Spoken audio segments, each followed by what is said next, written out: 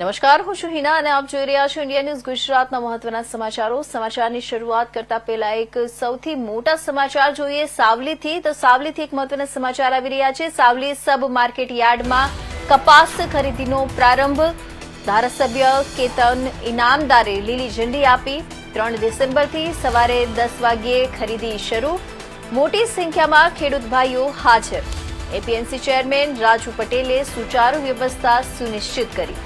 સાવલીથી આ એક મહત્વપૂર્ણ સમાચાર કે સાવલી સબ માર્કેટ યાર્ડમાં કપાસ ખરીદીનો પ્રારંભ કરવામાં આવ્યો છે। ધારાસભ્ય કેતન ઇનામદારે લીલી ઝંડી આપી પ્રસ્થાન કરાવ્યું હતું। 3 ડિસેમ્બરથી સવારે 10 વાગ્યે ખરીદી શરૂ થઈ હતી અને મોટી સંખ્યામાં ખેડૂત ભાઈઓ એમાં હાજર રહ્યા હતા। એપીએમસી ચેરમેન રાજુ પટેલે સુચારુ વ્યવસ્થા સુનિશ્ચિત કરી હતી।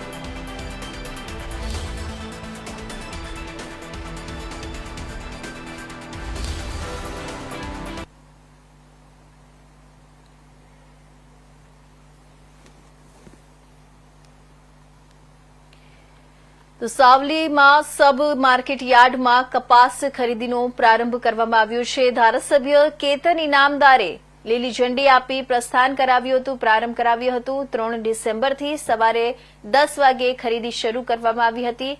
મોટી સંખ્યામાં ખેડૂત ભાઈઓ હાજર રહ્યા હતા અને એપીએમસી ચેરમેન રાજુ પટેલે સુચારુ વ્યવસ્થા સુનિશ્ચિત કરી હતી।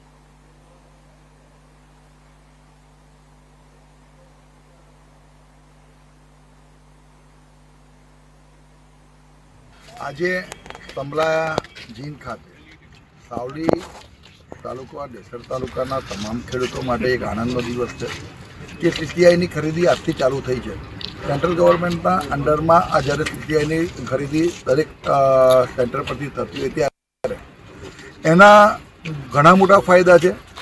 ખેડૂતોને એક કપાસનો એક ટેકાનો ભાવ જાણો કે 8,000 રૂપિયા પર ક્વિન્ટલ અને એના પણ ભેજ પ્રમાણે હોય છે કે ભાઈ ભેજનું પ્રમાણ થોડું વધારે હોય તો થોડો પૈસા ભાવ કપાતો હોય છે અને ભેજનું પ્રમાણ ઓછું હોય તો એને સારો ભાવ મળતો હોય। પણ એક 8,000થી જ નક્કી થતું હોય છે કે ભાઈ એનું ભેજનું પ્રમાણ ઓછું હોય તો 8,000 રૂપિયા પર ક્વિન્ટલ કપાસની ખરીદી થતી હોય ખેડૂતો માટે ખૂબ સારી વાત છે। આનાથી બહારના જે બીજા વેપારીઓ છે એ ખેડૂતોના ભાવના સાથે કોઈ છેડા ના કરી શકે।